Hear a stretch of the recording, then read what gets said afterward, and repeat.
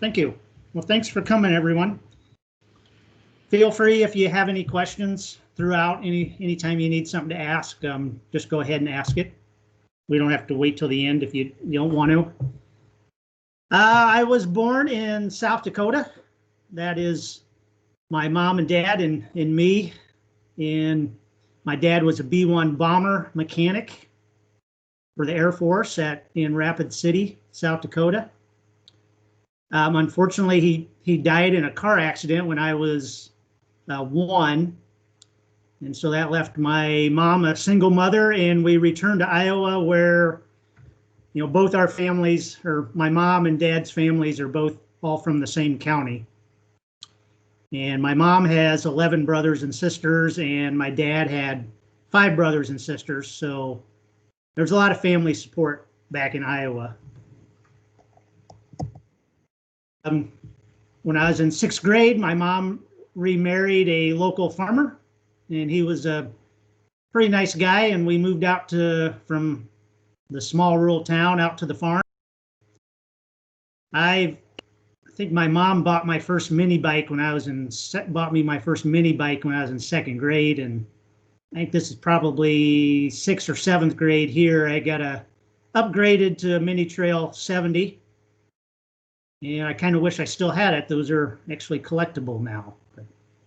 Over on the other side is me and my stepbrother Joe, who's in the old style cap. We're playing with some new puppies, and we ended up taking one home, so that was nice. And then down in the corner, we, living on a farm, we had farm ponds all around us. So looks like we had a good day fishing on that day. I went to Iowa State, where I majored in fish and wildlife biology and partying. I had a good time doing both. I joined a fraternity, which was, I think, good for me because it was kind of meant you had a bunch of instant friends to hang out with. Again, I took my love for motorcycles right on into college, and me and one of my fraternity brothers took a couple of motorcycle trips. One time it was spring break, and spring break in the Midwest is still pretty chilly, so we froze. And then that summer he always wanted to go to Sturgis, to the rally, and so we drove from Iowa to South Dakota to the Sturgis rally. And that lower right hand picture is the Badlands of South Dakota. So that's a lot of fun. My only complaint for Alaska and my job is I'm out of town all summer, and so there's really no time for motorcycle riding. So I don't have one right now, but I'm thinking about maybe it's time to get one. So.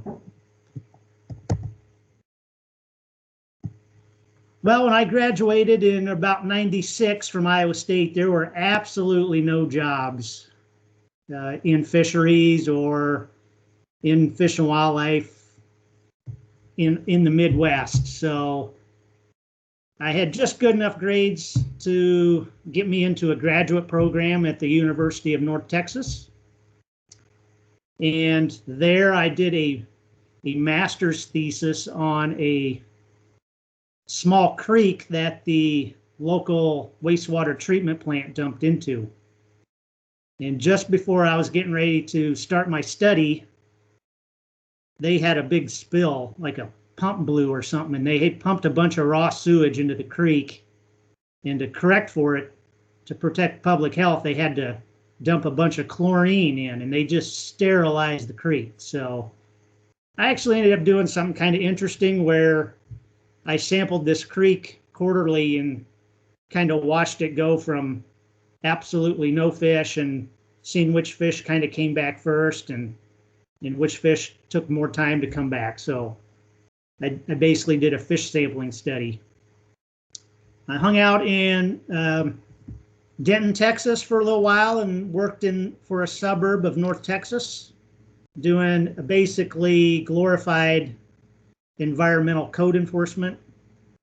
I got tired of suburbia in the heat and humidity of North Texas. And right about that time, they were putting a bunch of money into the Sacramento River salmon restoration. And I saw that Fish and Wildlife had some fisheries technician's job in California. So I headed west and got a technician's job out of the U.S. Fish and Wildlife Service Red Bluff office and spent a year in Red Bluff as a technician and just kept applying for permanent federal jobs when in 2003, Russ Holder hired me to come to Fairbanks and be one of his assistant managers on the Yukon, and that's where I've been ever since. Today I am going to talk a little bit about what I do, kind of the nuts and bolts. I am currently the acting federal Yukon River in-season salmon manager. Hopefully I'll have a new boss here pretty soon.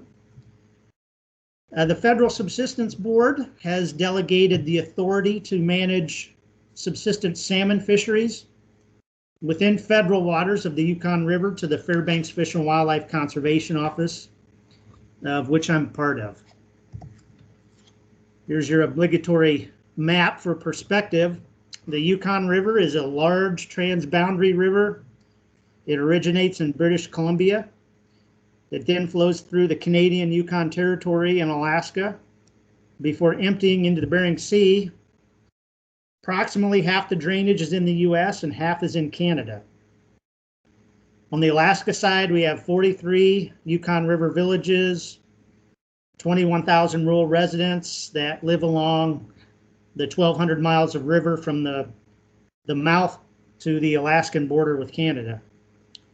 You know, it's geographically very large area to manage, and there's a patchwork of federal and state jurisdictional waters, and I'll talk about that in a little bit. In addition, we have treaty obligations to get salmon across the border into Canada. All 5 species of Pacific salmon are present in the Yukon River. Sockeye is not present in any significant numbers, and pink salmon can be significant numbers in even years, but are not typically present in significant numbers in odd years. The most numerous salmon is the chum by far, and they typically number in the millions of fish. And Chinook salmon might number in the, say, 150,000 to 300,000 fish range, and coho salmon might number in the 100 to 250,000 fish range. And all these fish vary in their importance to Yukon River fishermen, and they vary in their availability and abundances in each part of the river, and they vary in their run timing and how fast they swim once they come into the river. And all these variables have to be considered in their management. And when I talk salmon management, what I'm really talking about is managing people who harvest salmon. It's not really managing the fish per se. We're managing people who are harvesting them. If there's really very little harvest, then there's not really much for us to manage. And when I talk about a fishery, I'm usually talking about a type of harvest. For example, on the Yukon, we have subsistence fisheries, and we have, which is people fishing for their food. And we have a commercial fishery, which is people fishing to sell fish in the market. In addition, we have a sport fishery, which is, your recreational, typically rod and reel type fishing. And then we have something called a personal use fishing, which is kind of like subsistence people who live in Fairbanks. And each of these fisheries, varies in their importance to different people on the river, and their harvest level varies, and their degree of impact on each run varies.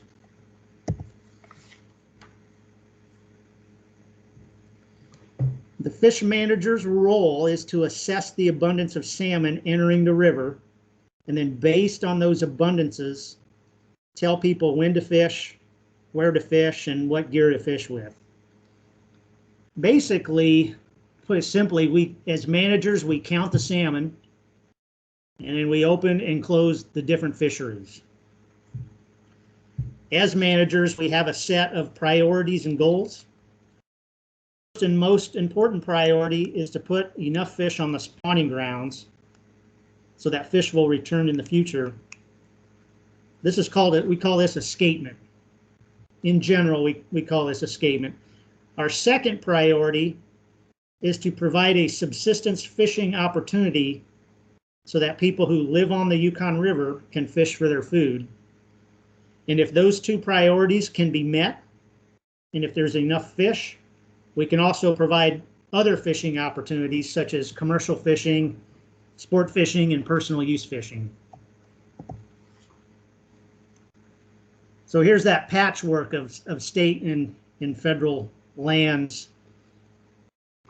As you can see, there's numerous federal public lands that are spread along the river corridor in Alaska. This includes some of the wild and scenic rivers. We have what we call 17 conservation system units in our management area. You know, these units are discontinuous and present a patchwork of federal jurisdictional boundaries interspersed with state jurisdictional boundaries, yet the salmon migrate throughout the drainage and is a common resource shared by all these groups. And this is why the subsistence fisheries branch in the Fairbanks office was created. You know, rather than have the usual land manager, like each refuge manager, watching over the fisheries in their individual area, the subsistence branch is able to focus solely on fisheries throughout the drainage, thus providing a comprehensive and coordinated structure necessary for in-season management of these migratory salmon. Now, with that said, each of these, you know, refuge managers and land managers, you know, partner with us and contribute greatly to our program. You know, they're the eyes and ears in their area, so they let us know when there's issues arising that we need to address. They help with, you know, logistics and arranging meetings when we need to go out to visit. Their RITs help with outreach and spreading fisheries news announcements. And sometimes they provide law enforcement and coordinate with state law enforcement. And they also, you know, partner with us on our field projects that might be happening, you know, in their area. So good communication and collaboration between federal agencies is critical, and that carries over to working with the state in this patchwork of jurisdictions. But, you know, why are we have this dual management, state and federal dual management or co-management? You know, both agencies share the same first priority, which is escapement. And that's kind of our conservation. When we talk about conservation, we're usually talking about this escapement. And we also share our second priority, and that's providing a subsistence fishing opportunity over other fishing opportunities, such as the commercial, sport, and personal use fishing. However, the federal manager is mandated to provide a meaningful subsistence preference to rural residents over non-rural residents, while the state is mandated to provide a reasonable subsistence opportunity to all Alaskan residents. And that slight difference in mandates is the reason for federal fisheries management on the Yukon. You know, in the past, the state would just manage the fishery, and we kind of just assumed that they were providing for subsistence opportunity, but through quirks in their constitution and their regulatory process, they're not able to provide that rural preference that the federal manager can provide.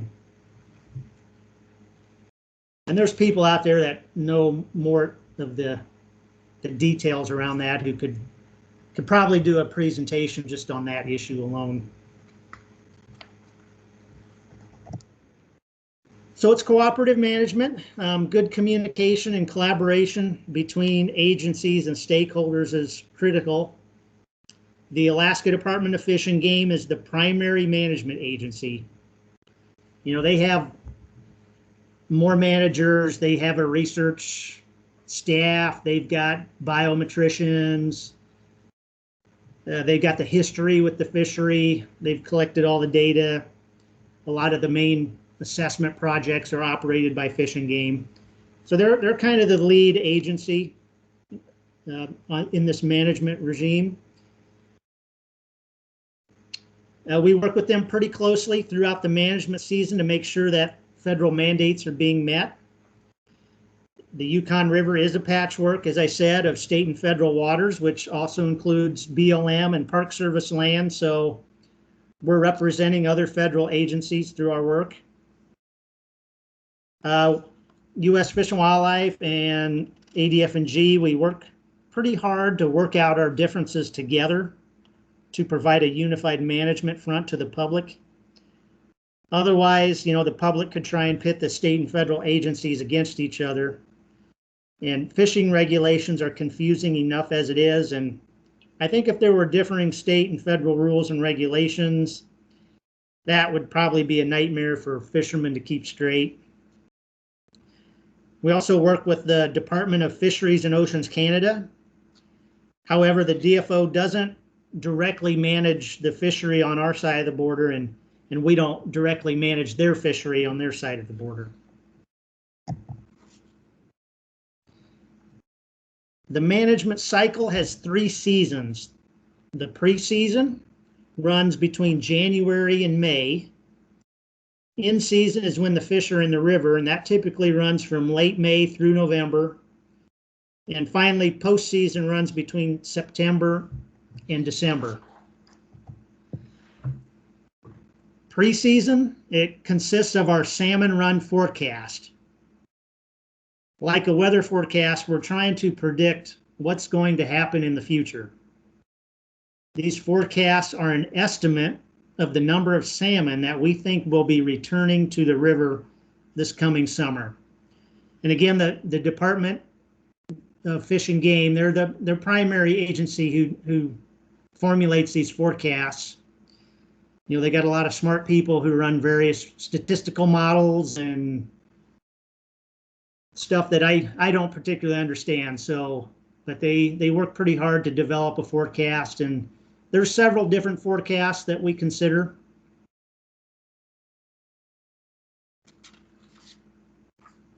And then based on this forecast, the managers formulate a set of possible management strategies that we might take during the season. And these strategies are centered around when people can fish, where they can fish, and what kind of gear they can fish with.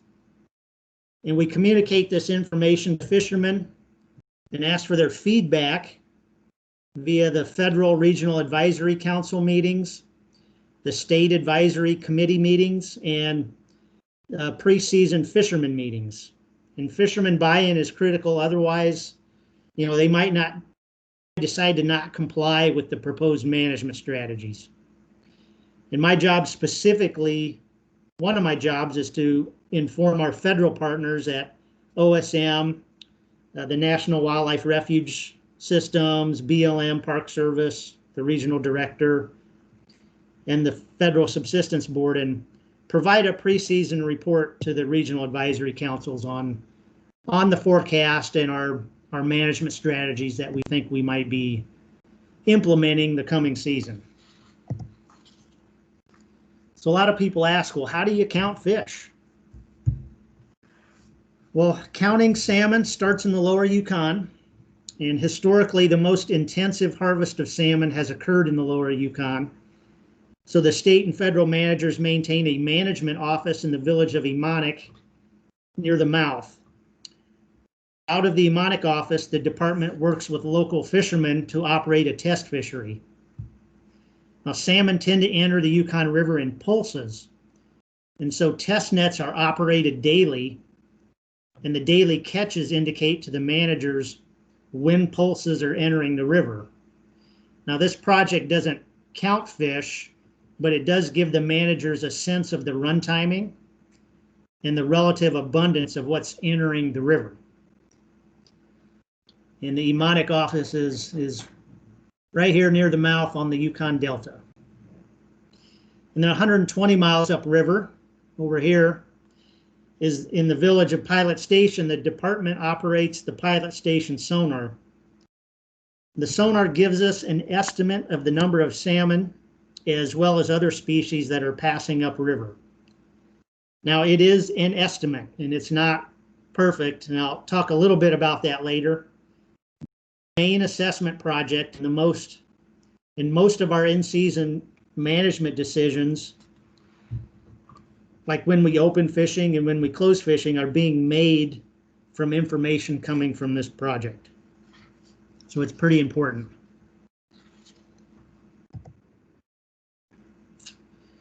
So we have 4 major salmon runs on the Yukon River that have overlapping run timing, different magnitudes of abundance, and different in-river migration speeds and different life histories. So this is a graph of the daily sonar estimates, that Pilot Station sonar, of the salmon entering the river or passing by the sonar. This is from 2016. We further subdivide management into the summer season, which encompasses the overlapping summer chum salmon and the Chinook salmon runs, and the fall season, which encompasses the fall chum salmon run, which are genetically distinct from the summer chum salmon and the coho. So if you can see my cursor, the red, this is the relative abundance, or the daily estimate of passage of summer chum past the sonar. And then the blue are Chinook. So you can see that abundance-wise, most of the fish passing the sonar tend to be summer chum, and then we have these Chinook salmon that are entering along with the chum salmon, but are less abundant. And then if you see the green here, these are fall chum. They start entering the river about mid-July. Summer chum tail off at mid-July, and then fall chum start entering the river mid-July. And then coho salmon, enter the river during the second half of the fall chum run into mid-August through September. And as you can see, their numbers are less than the fall chum.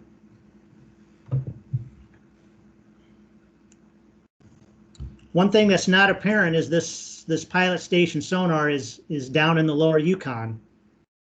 And it takes 30 days for salmon to swim from the lower Yukon to the upper Yukon. So that as the summer season is ending in the lower Yukon and transitioning to fall season management, the summer season management is just getting started in the upper Yukon. So in reality, these management seasons are overlapping each other. And there are many, user groups who rely on opportunity to use the salmon resource in different ways, but our highest management priority is for escapement. And balancing priorities is a challenge. For example, particularly in 2016, we had a real need to conserve Chinook salmon, which is in blue. But in doing so, when we restrict fishing on Chinook salmon, we're also somewhat restricting access to the more abundant summer chum salmon. So for a subsistence user, this can be a double whammy that makes a bad situation worse.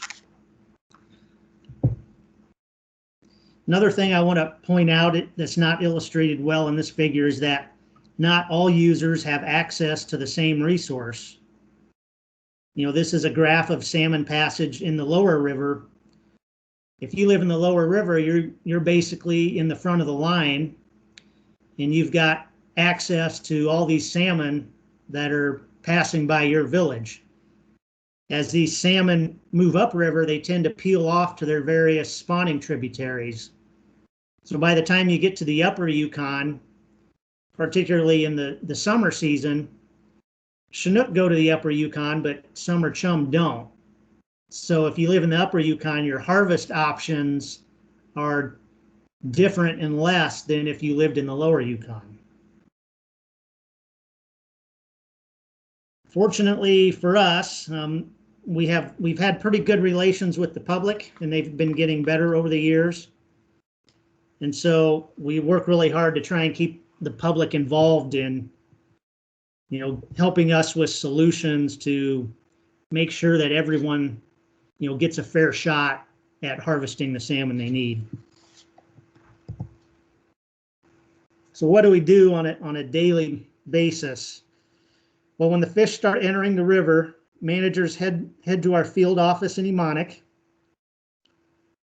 The state and federal managers, we meet daily and review the daily fish counts.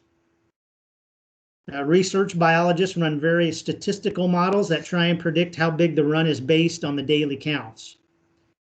With these counts in hand, we open and close the various fisheries. So these counts are very important. And then we communicate with fishermen through news releases, local radio broadcasts, Facebook, and fishermen can call a 1-800 number if they want to talk directly with the managers. We also have a weekly drainage-wide teleconference with fishermen to explain the status of the salmon runs and the management decisions being made. It also gives the fishermen an opportunity to inform the managers about what they are seeing on the river and how the management strategies are working for them.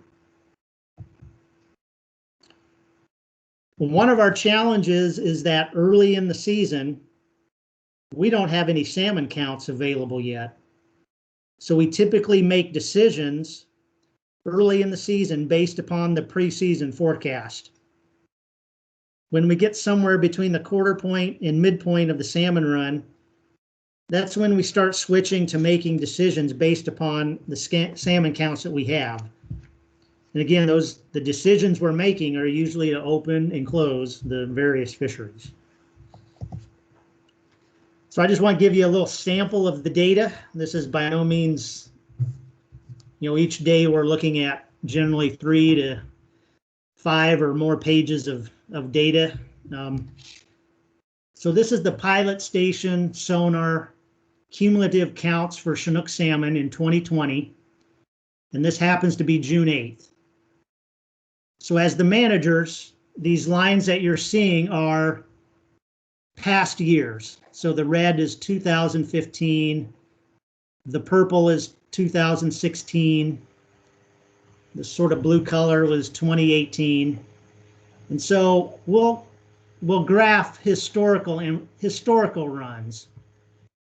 And then in 2020 on June 8th, we plot what we have so far. And you can just see by June 8th, we're barely ticking up with the cumulative counts. This doesn't really tell us anything, So at this point in the season, we're still making decisions based on the forecast because we don't have enough data to tell us what the run's actually doing. And as time goes by, this is June 17th, the same pilot station sonar. And we have some of our historical runs graphed, and then you can see, okay, 2020, we've upticked. We're starting to get some fish. And we're starting to compare this year's 2020 run against the other runs. And at this point in time, we're kind of thinking, okay, it's starting to look like 2015 and 2018. But then again, it could come in like 2019. 2019 was a late year. We thought it was going to be weak, but it showed some strength. So, we're still managing from the forecast, but we're kind of starting to scratch our head to figure out, well, are we going to be like last year and have some late strength, and maybe we can be a little bit more relaxed on fishing, or are we going to come in weak like we did in 2015 and maybe we got to restrict fishing? We don't know. We're still at this point scratching our head. We'll fast forward a little bit to July 5th. At this point, we're probably past the 3/4 point of the run, the Chinook run. And now at this point, we've changed the graphs that we're comparing to. We knew that our run for 2020 was coming in weak and late, so we started comparing our run to runs that were weak and late. And again, we're looking at the curve and we're kind of going out. It looks like we're gonna maybe come in between the 2008 and the 2013 runs. And by this time, you know, our mathematical models were able to, with some precision or accuracy, figure out what we're going to end with. So by this time, we're making our decisions based upon this in-season run assessment, and we've kind of put our forecast aside. And here's July 15th. Essentially, in the lower Yukon, the Chinook salmon run is over mid-July. So we're finishing up the run in the lower Yukon by this time. But again, like I said, it takes 30 days for fish to make it upriver. So the Chinook are just starting to arrive upriver at this point.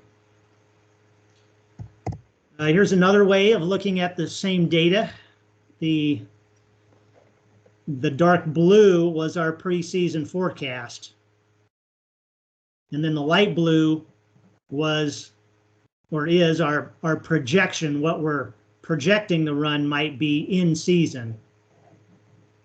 And you can see if we look back, we started coming in from the midpoint of the run. We were looking like we were going to be behind our forecast. And then we had a little bit of strength coming in at the tail end. And so that did put us, you know, at the low end of our preseason forecast. And you know, we do the same thing for summer chum. We're looking at summer chum runs and we're plotting the data and trying to figure out what the summer chum run are doing. And then this begins all again in the fall season. We start looking at fall chum and trying to figure out what they're doing. And then as the coho come in, we're doing the same thing. So this is just a sampling of the data we're looking at. We have various projects throughout the drainage that help us decide if we've made good management decisions. We've got fish weirs that count weirs entering their spawning streams. We have, instead of weirs, some rivers have counting towers where they observe the fish swimming by. Aerial surveys are performed to count fish, and then we have, you know, other sonar projects on spawning streams. And these are happening in season, and they're giving us counts in season, but they're typically at the tail end of the run when decisions have already been made. So they're more like giving us a report card. How did we meet our goals? So, and as I said, some of these tributaries have escapement goals that we're trying to meet. So if we happen to over harvest, for example, we might come in below our escapement goals, which could jeopardize future returns. You know, but if we restrict fishing too much, we might go over our escapement goals, and that can hurt fishermen if they're not allowed to fish. So in a way, these projects give us a report card on how our management performed. And a lot of these projects are operated by the U.S. Fish and Wildlife, the Alaska Department of Fish and Game, some of our other federal partners, NGOs and tribal partners operate some of these projects. At the end of the season, the Alaska Department of Fish and Game generates a report called the Season Summary. And this summary is communicated to stakeholders at various meetings. Additionally, fishermen tell the managers about their fishing activities and how the management actions affected them. Getting the feedback from fishermen is vital to the managers because we want to provide as much fishing opportunity as we can while also conserving when and where we have to. And if something's not working for the fishermen, we don't want to do that again the following season. And similar to our preseason, we meet with the various regional advisory councils, state advisory committees, our partner agencies, the NGOs, and tribal organizations. We have, in my opinion, two major challenges. The first is data uncertainty. A lot of our data has wide confidence intervals associated with it. And if you look at this graph, this is that pilot station sonar. It's the Chinook salmon estimate. And so we have models that are attempting to take this data and give us an end of season estimate for what we might see. So you look early in June, we're getting a point estimate from the sonar, but you can see we have these really wide confidence intervals. And as we get more data, these confidence intervals start to narrow. And for chum salmon, it's not bad. It works pretty good, but for Chinook, it's a little more challenging because June 20th is about our midpoint of the run, and that's when we kind of like to transition from the forecast or be transitioned from that forecast and use our in-season data. Now for this particular year, we were looking at a point forecast of like 120,000 past the sonar, with a confidence interval up between 55 and 156. Now that's a challenge because if it's closer to 55,000, we need to close the subsistence fishery and not allow any fishing. But if it's closer to 156, we can allow fishing and let people fish. And so as managers, what do? Do we err on the side of conservation and maybe manage for this lower half, or do we manage to get fishermen their food and manage towards the upper level, or do we stay the course and just manage to the the point estimate? And so with Chinook salmon, it's particularly challenging because even though these confidence intervals have narrowed, they're still wide enough that as managers, they're almost no help as far as decision making. So that's one of our challenges. And then our confidence in the sonar, particularly the Chinook salmon counts. We're pretty confident the sonar does a good job of counting chum. Some years the Chinook salmon estimate's pretty good. It's right on. What we see go past the sonar, we can follow up river and look at that report card. But other years, the number we get, what we see upriver just differs. And so we sometimes scratch our head and we got to ask ourselves, well, how confident are we in this number? And so that's a challenge. And just geographically, this is a huge drainage. It's very expensive to bring fishermen together into one room for a face-to-face meeting.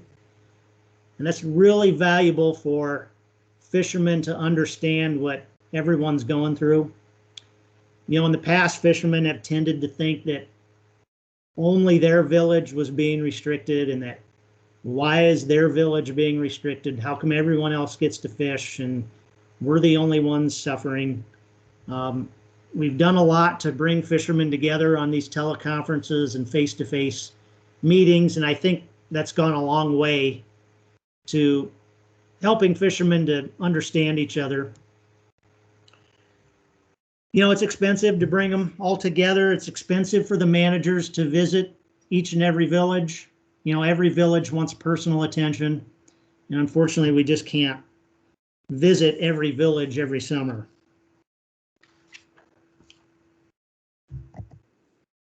In the end, the collaboration is vital. So, when we make the right management decisions and we get community support, our escapement goals and our treaty obligations into Canada get met. So this collaboration and communication is key to Yukon River salmon management, in my opinion. So I don't know what time we have or if I've been rambling on, but I'll take any questions. And this is November This is from November 16th, I think, 2006. We're still counting salmon in November. This is on the Delta River up past Fairbanks. And these fall chum key in on these areas where there's upwelling. And so these areas don't freeze during the winter, and fall chum specifically key in on these areas. And so I don't know if John Gherkin's on the line, but I think that might be John Gherkin counting fall chum in 2006. So yeah, any questions? Feel free to ask. Yeah, folks, this is Melissa. Thanks so much for that, Gerald. We do have 14 minutes for questions if anyone has any.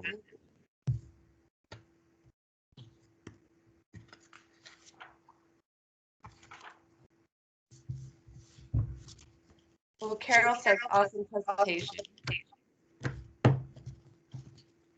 Thank you. David? Yeah, I just, Gerald, thanks for this tremendous presentation. You packed a lot of information in and were really clear and articulate. So thank you for that. It's excellent. So when you think about, can you kind of just summarize some of the other research going on related to chum salmon? You know, some of the concerns about the size of the salmon and kind of age class returning or lack thereof, and just sort of give people a sense of sort of other areas of research that people are thinking about or involved in. Yeah, I think the Alaska Department of Fish and Game and NOAA, they've been doing some surveys out in the Bering Sea, and they've been catching juvenile salmon, and they've kind of been looking at the size of the salmon, the juvenile salmon they're collecting, and kind of giving them a health index or a body size index. And they're finding some interesting, they're having some interesting results that the salmon, when they hit the estuary that first year they hit the ocean, they got to get to a certain size. If they get to a certain size, there's a good chance they'll be able to survive the first winter in the ocean and return as adults. If they come in under a certain size, there's a good chance that they're not going to make it. And so they're starting to see where, from these samples and the number of fish that they catch in these samples, they're starting to provide us some forecast information on what fish might be coming back in the future. So that forecast is really important for us to, as managers, because that's what we're basing our management off early in the season. And the more we can get a better forecast, the better off we're early in the season. And turns out in 2020, the chum salmon crashed on the Yukon, and sounds like on the Kuskokwim and in some other areas of Western Alaska, they also didn't do too well. And what we found in 2020 was age 4 chum just didn't come back. A really large percentage of this age 4 class did not return.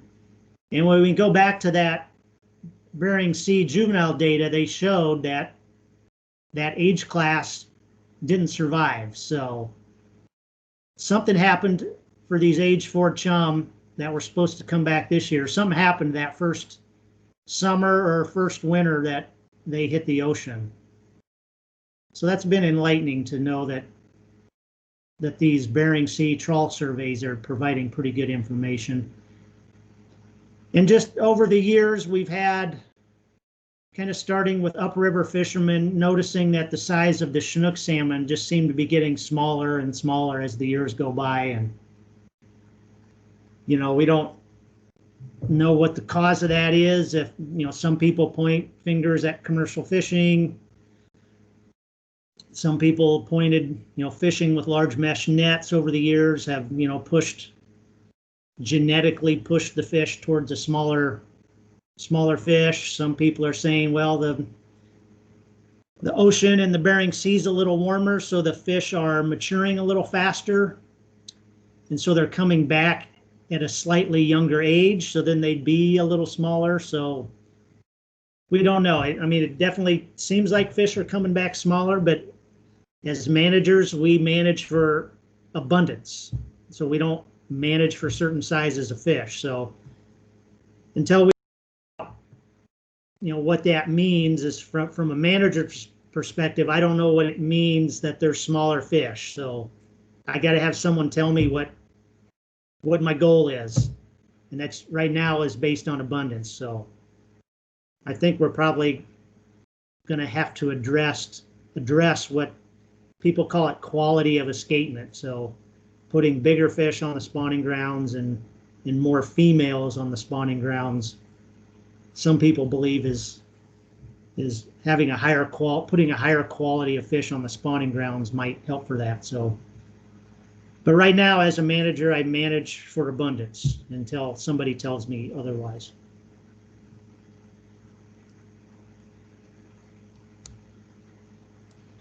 David, did you have any follow-ups to that? It was a pretty great answer. No, that was a good summary. Thanks. Yeah. Let's see. We have a question from Carol. She asked in the chat, Gerald, what is your favorite part of your job?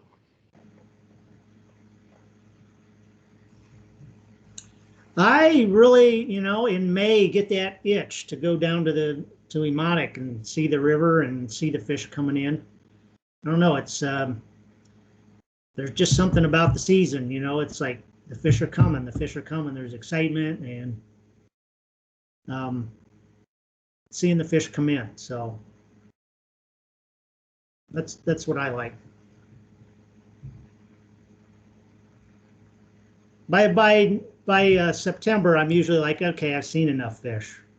I'm ready to go home. But in June, it's fun to go to Emotic, and I mean, it's serious business. It's, their food, but it's really exciting to see everyone getting ready for the fishing season, seeing those first fish come in and hearing the rumors that so-and-so caught the first Chinook of the year. And yeah, it's exciting.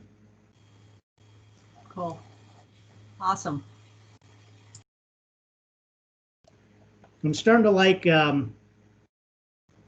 for years people talked about local management, and I'm getting more excited about, fishermen, participating more in management. And, I don't know what other folks think, but, I think moving towards some kind of more participatory, fishermen. I don't know if that's an intertribal fish commission or some other type of fish commission, but, getting fishermen more involved in the management decisions, I think is going to be exciting in the future.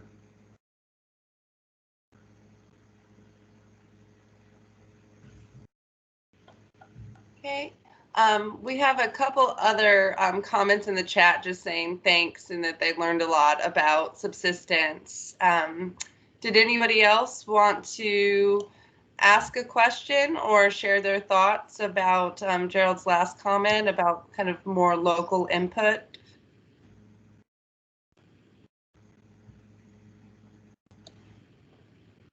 No pressure.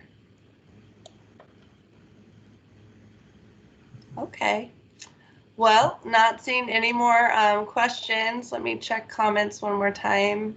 Yeah, let's see. The one from Charlene said, that was a great presentation, Gerald. Thank you for helping us understand your work and the challenges you are up against. So I think that's a really great way to close out today's discussion.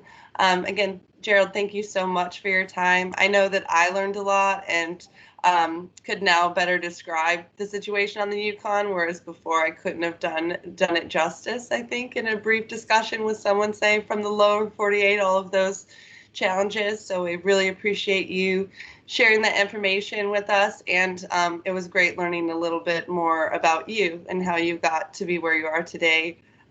So thanks a lot for your time. And thank you for everyone for joining us today.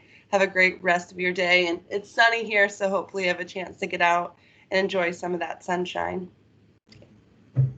Bye. All right. Thank you. Bye.